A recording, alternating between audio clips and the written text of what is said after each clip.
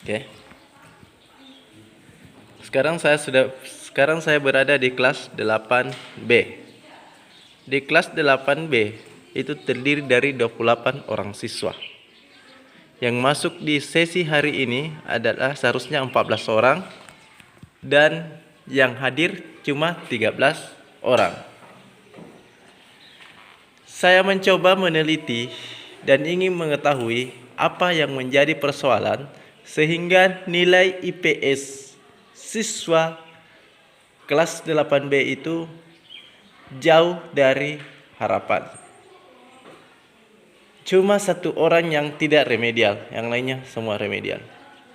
Saya ingin memberikan pertanyaan kepada mereka untuk dijawab dengan jujur apa yang menjadi masalah sesungguhnya sehingga nilai PTS pembelajaran tengah semester IPS itu cuma satu yang tidak remedial.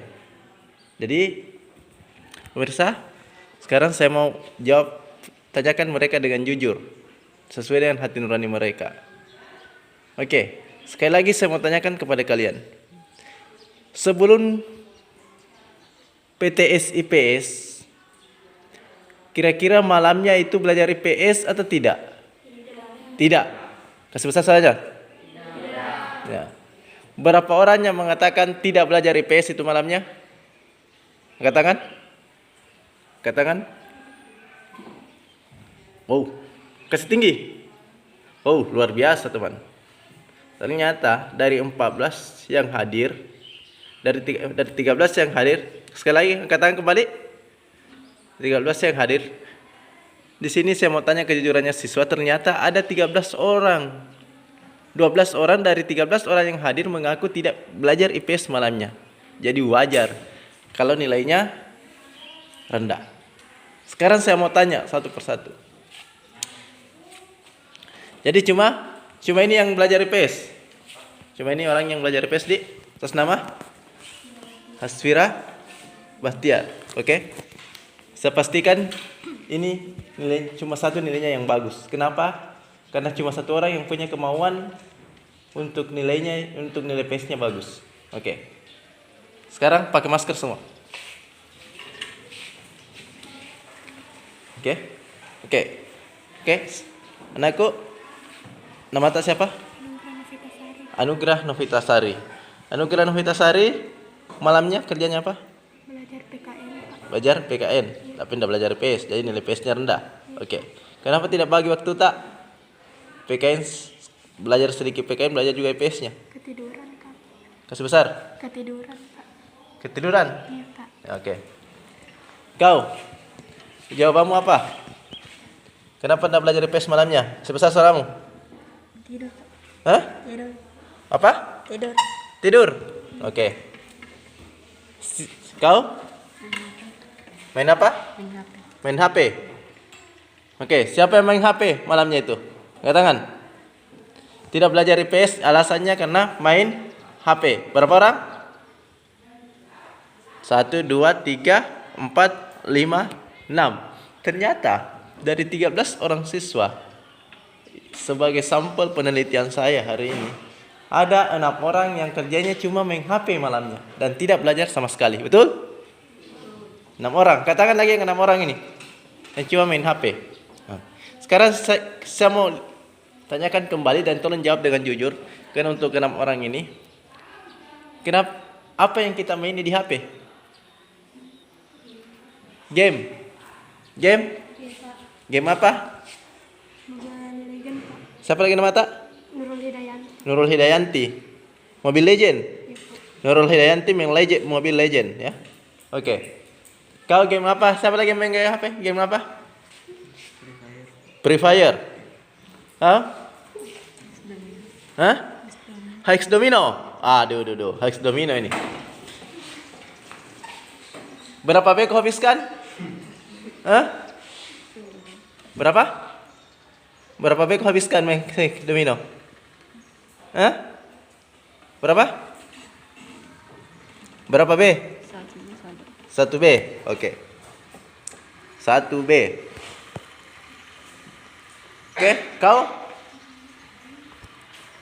Apa kau ini tuh di HP tak? Free Fire. Ini Mobile Legend. Ini Free Fire. Selain yang main HP, kerjanya apa itu malamnya? Tidak belajar PS? Hah? Kenapa? Belajarnya prakarya. Prakarya itu juga paginya bersama PS. Betul? Bersama PS itu harinya? Tidak toh? Bersama PS harinya? Hei, jawab. Bersama PS? Tidak. Berarti kau lebih mementingkan prakarya dari PS. Harusnya posisi pembelajaran sama pembelajaran itu sama. Oke. Kau? Belajar PKN kau? Kau? Tidur. Kenapa tidur? Hah? Jadi dari 13 orang ini ada dari 13 siswa yang jadi sampel penelitian saya ada 6%. Ada 7 orang yang kerjanya main HP, berarti lebih dari 50%. Yang 5 orang itu kerjanya tidur. Dan 1 orang yang cuma belajar IPS. Artinya dari hasil kesimpulan penelitian jadi kesimpulan penelitian saya bahwa keinginan anak-anak untuk belajar itu sangat kurang di masa pandemi. Sangat kurang. Kemudian yang kedua, hal ini disebabkan oleh munculnya game-game yang ada di HP. Nah, tadi ada beberapa game yang dimainkan sehingga dia tidak belajar PS. Yang pertama, Free Fire. Yang kedua, Hex Domino. Mobile Legend. Bahkan ada perempuan yang main Mobile Legend. Apa untungnya main Mobile Legend? Hah? Apa untungnya main Mobile Legend? Nurul Hidayanti? Nurul? Hah? Apa kira-kira untungnya main Mobile Legend? Oke. Alasannya kenapa kira-kira alasannya kira-kira kenapa sehingga kalian anak-anak itu cuek sama pembelajaran? Saya mencoba menganalisis hampir semua kelas yang saya datangi. Ada 2 kemungkinan. Tapi kemungkinan utama mereka sehingga tidak belajar yaitu karena belajar atau tidak belajar pasti nilainya bagus. Belajar atau tidak belajar pasti kalian naik kelas. Betul? Betul? Sasarannya, belajar atau tidak belajar pasti naik kelas. Betul? Mindset berpikir ini yang harus dirubah.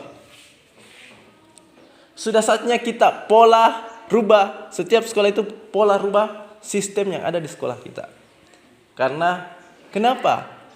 Kemauan untuk belajar siswa itu hilang karena adanya prinsip belajar atau tidak belajar pasti naik kelas. Belajar atau tidak belajar pasti dapat ijazah.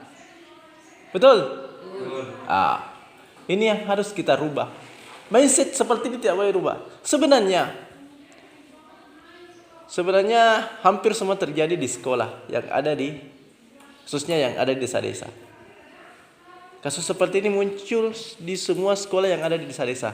Dan kalau kita tidak merubah mindset berpikir kita dari sekarang, kapan lagi generasi kebelakang akan sama hasilnya. Pendidikan generasi kedepannya itu akan sama hasilnya dengan generasi yang ada sekarang dengan generasi yang lalu. Mereka bersekolah hanya bertujuan untuk naik kelas dan mendapatkan ijazah. Betul? Mereka tidak pernah berpikir mereka sekolah untuk mendapatkan ilmu. Bukan ilmunya yang kita cari. Betul? Betul? Mungkin ada 1-2 orang yang mengatakan ilmu yang saya cari. Mindset berpikir itu harus kita rubah. Kita sekolah harus mencari ilmu. Kenapa?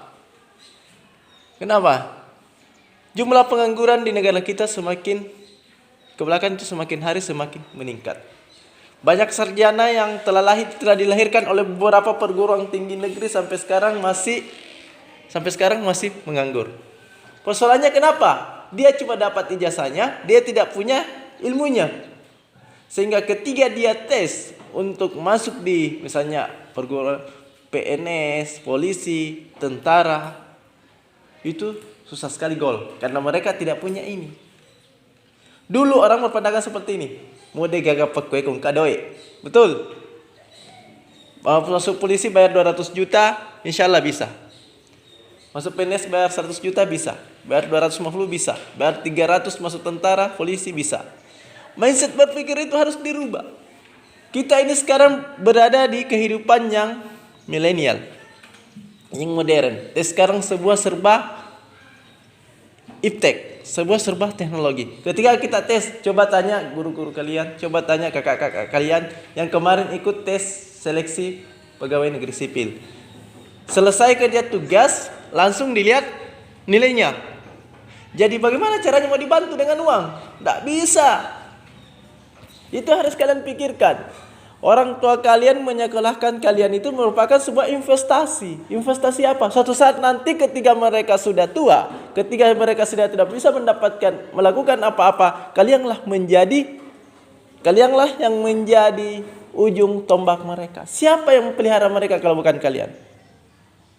Jangan sia-siakan pengorbanan orang tua kalian berinvestasi yang begitu banyak hanya untuk mendapatkan ijazah, hanya untuk mendapatkan kenaikan kelas. Tapi hargailah apa yang mereka keluarkan, hargailah apa yang orang tua kalian keluarkan untuk mencari ilmu sebanyak-banyaknya di sekolah. Betul? Jadi sekali lagi saya ingatkan kepada kalian, anak-anakku sekalian, rubah mindset berpikir kita. Kita sekolah bukan untuk naik kelas, kita sekolah bukan untuk dapat ijazah, tapi kita sekolah untuk mendapatkan ilmunya. Nanti kalian akan menyesal. Coba kalian, ibu bapak kalian bayangkan, lalu malah rumput gajah orang tua tak, pasu sapi tiap hari, panas kena panas, hujan kena hujan. Ibu tak, kalau mana ada nak kanreang, yang penting kamu nanti gade anak-anak dan lihat bensin le sekolah. Apakah kita menyanyiakan pengorbanan? Apakah kita mau menyanyiakan pengorbanan mereka? 50, 40, 30 sampai 40 tahun ke depan. Kira-kira apa yang orang tua bisa berikan kepada kalian? Tidak ada. Dia tidak punya kekuatan lagi, kerjanya cuma dirawat di rumah. Kenapa? Karena umurnya sudah tua, kemampuannya sudah tidak ada. Dena nolema galu, dena nolema sapi. Ibumu tidak bisa lagi memasakkan kau di rumah. Siapa yang mau merawat mereka kalau bukan kalian? Betul? Jadi hari ini rubah mindset berpikir kita. Kita sekolah bukan untuk mencari kenaikan kelas atau ilmu, tapi kita sekolah untuk kenaikan kelas atau ijazah, tapi kita sekolah untuk mendapatkan ilmunya. Rubah mindset berpikir kita. Dan sekolah sekarang harus tegas. Jangan kasih nilai anak-anak pada orang-orang yang tidak mau mendapatkan nilai. Tidak perlu. Biarkan mereka naik kelas. Mendingan sekarang kita menyesal daripada nanti kita tidak bisa dapatkan apa-apa. Mendingan sekolah sekarang digunjing.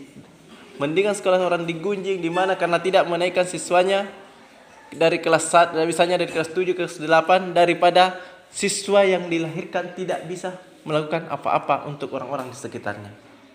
Sekira itu dari kami. Jadi itu yang harus kalian. Jadi sekarang sekali lagi saya tekankan, rubahlah pola pikir kalian. Jangan sekolah hanya untuk mendapatkan kenaikan kelas. Jangan sekolah hanya untuk mendapatkan ijazah, tapi sekolah kalian untuk mendapatkan ilmu. Itu yang kalian mana. Jadi itu game-game yang tidak terlalu penting, seharusnya pemerintah itu hapus. Tidak ada gunanya. Bayangkan perempuan Nurul Hidayanti saja main game. Perempuan ini Free Fire lagi. Mana yang main Hex Domino, mana yang main Mobile Legend. Mau dikemanakan pendidikan kita kalau seperti ini? Jadi sekali lagi kita rubah mindset berpikir kita. Terima kasih.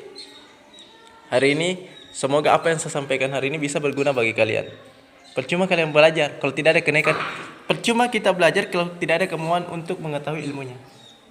Percuma kita belajar kalau hanya semua formalitas.